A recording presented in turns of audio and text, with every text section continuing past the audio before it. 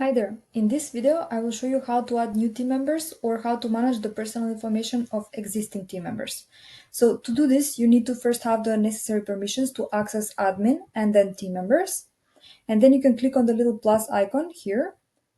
First, you can write the first name and last name. Choose the gender, birth date, the country. Region is optional, so you don't have to if that is not necessary for you. Then you can choose an RDP if RDP is activated in your workspace. Otherwise, you just proceed with the role title. So here I will put CSM. Expectations profile, so you need to choose one of the 7 jobs. If you don't know this and if this is not pre-filled for your managers in your organization, then you can also not choose this. So I will choose a coordinator in my case. Time in role. I'm in company. End date in company is only filled out if the person has left the company, otherwise it can stay empty. Choose the manager, so you can start typing the first 3 characters. And you will get the name. And then you can choose the department from your existing departmental structure. And then click Save. Once you have done this, 2 more fields will open here. So the other one is custom field. So you will see the fields that are custom to your company. So in this case, I have a level,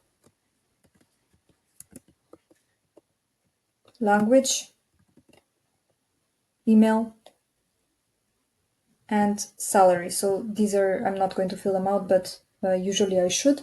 And the last one is permission. So if this is a person that when they get access to the platform need to see more than just their direct reports, this is where you can decide on their departmental permissions. More on this you can watch on the departmental permissions video. And once you're done with this, you can just click Save and your team member will be created. Next, you can send them an invitation. So I will just find my first name person. So if they're a manager, I need to send them an invitation by clicking here. I will type their email, choose the language, and choose one of the roles that are available for my company. Otherwise, if you need to, for example, if this person is a new manager, you can add them as a manager of someone else. So for example, I know that another manager has left my company and I want to add this person as the manager of other people that are already employed.